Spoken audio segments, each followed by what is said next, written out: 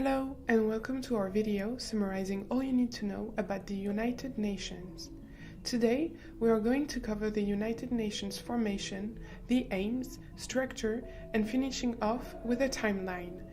This video is really useful, especially if you are studying the UN history as part of your coursework or exam, as I'll get into the details you need to know to get top marks. So let's get started. So first of all, let's see how the United Nations were formed. So the League of Nations preceded the United Nations as the first institutionalized system of international regulatory policymaking, but due to its inability to direct and influence its significant participants, ultimately it failed. So on January 1st, 1942, the UN, coined by President Franklin Roosevelt, was first used in the Declaration of United Nations. During the Second World War, when representatives of 26 nations pledged their governments to continue fighting together against the Axis powers. The Second World War's demands on governmental policy delayed the United Nations' rise to power as a governing force until peacetime began in 1945. On October 24, 1945, the United Nations officially comes into existence. Representatives of 50 countries met in San Francisco at the UN Conference on International Organization to draw up the UN Charter. Those delegates deliberated on proposals worked out by the representatives of China, of the Soviet Union, and the United Kingdom, along with in the United States between August and October 1944. So the objectives of the UN, according to its charter, are first of all to maintain international peace and security, then to develop friendly relations among nations on the basis of equality and the principle of self-determination, to foster worldwide cooperation in solving economic, social, and cultural, along with humanitarian problems, to promote human rights and fundamental freedom for the people of the world, and to serve as a center where various nations can coordinate their activities towards the attainment of the objectives of the UN. To carry out its functions, the United Nations is structured into 6 principal organs: the General Assembly, the Security Council, the Economic and Social Council, the Trusteeship Council, the International Court of Justice, and the Secretariat. So for the General Assembly, it's the largest organ of the UN. All members of the UN are members of the General Assembly. Each state can send up to 5 representatives, but is entitled to 1 vote in the Assembly. This ensures that all the member states have equal status. The General Assembly meets once a year for 3 months, but special sessions may be held during times of crisis. At the beginning of every session, the Assembly elects a new president. The functions of the General Assembly are as follows. It can discuss any matter affecting international peace and security. It makes recommendations for peaceful settlements of disputes. It passes the budget of the UN. It elects the non-permanent members of the Security Council. It also elects the members of the Economic and Social Council and the Trusteeship Council. It admits new members to the UN on the recommendation of the Security Council. And the Security Council and the General Assembly elects the members of the International Court of Justice. Decisions are taken in the General Assembly by a simple majority vote. In some important cases, a 2/3 majority vote is required for taking a decision. Regarding the Security Council, it's the most important and effective organ of the UN. It's the executive wing of the UN. The Security Council consists of 15 members. 5 of them are permanent members, namely Britain, China, France, Russia, and the US. The 10 non-permanent members are elected by the General Assembly for a term of 2 years. Each member has 1 vote. Decisions are taken by a majority vote of at least 9 members, including the 5 permanent members. Each permanent member has the power to reject or veto a decision. This means a negative vote by any one of the permanent members would lead to a cancellation of the resolution. The Council is powerless to act if there's such a veto by any permanent member, although it may be supported by all other permanent members. The functions of the Security Councils are, first of all, to maintain international peace and security in the world, then to investigate international disputes and recommend appropriate methods of settling them, to call on member states to apply economic sanctions against the aggressor and thus to put pressure on the guilty state to stop aggression, and finally, the Security Council may take military action against aggressor if required. For the International Court of Justice, it's located in The Hague, in Netherlands. It's the principal judicial organ of the United Nations.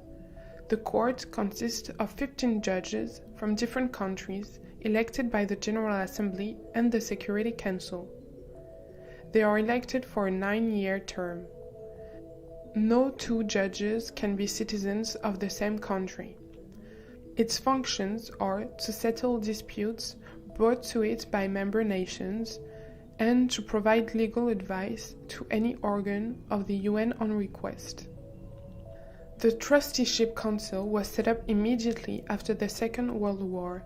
It was set up to ensure the proper administration and development of those areas of the world that were under foreign rule. The Council was also to take steps to help them attain self-government.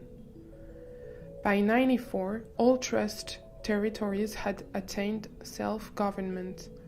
The Council will now meet only if required to do so. The Economic and Social Council consists of 54 members elected by the General Assembly for a 3-year term. The Economic and Social Council discusses major economic and social issues. It is mainly concerned with the management of the UN's social, economic, cultural, and humanitarian activities. Functions of the Economic and Social Councils are to promote economic and social progress, to solve problems relating to health, illiteracy, unemployment, and more, along to coordinate the function of the agencies of the UN, such as the International Monetary Fund, the International Labour Organization, the Food and Agricultural Organization, the World Health Organization, the United Nations Educational, Scientific and Cultural Organization, and more. The Secretariat is the principal administrative department of the UN. It is headed by the Secretary General, appointed by the General Assembly, on the recommendation of the Security Council for a term of 5 years. They can be re-elected. The staff of the Secretariat is appointed by the Secretary General. They are chosen from among the 192 member countries. It holds a key position in the administration of the affairs of the UN. They organize conferences, oversees peacekeeping operations, drafts reports on economic and social trends, prepares studies on human rights, mediates in international disputes, and prepares budget estimates. It is to be noted that the United Nations can achieve success only if the member states cooperate with it. All member countries must abide by the policies of programs of the United Nations if the latter is to succeed as a peacekeeping organization. So with the addition of South Sudan in July 14, 2011, there are 193 UN member states, including all undisputed independent states apart from Vatican City. The UN Charter outlines the rules for membership. So first of all, membership in the United Nations is open to all other peace-loving states that accept the obligations contained in the present charter and in the judgment of the organization are able and willing to carry out these obligations. Then, the admission of any such state to membership in the United Nations will be affected by a decision of the General Assembly upon the recommendation of the Security Council. Finally, in addition, there are two non-member observer states of the United Nations General Assembly: the Holy See, which holds sovereignty over Vatican City, and the State of Palestine. The Cook Islands and Niue, both states in free association with New Zealand, are full members of several UN specialized agencies and have had their full treaty-making capacity recognized by the Secretariat. Then on to a timeline of key UN events. In March 1956, the Suez Canal War was fought primarily between Egypt and Israel. The Security Council ordered Israel to withdraw from Egypt.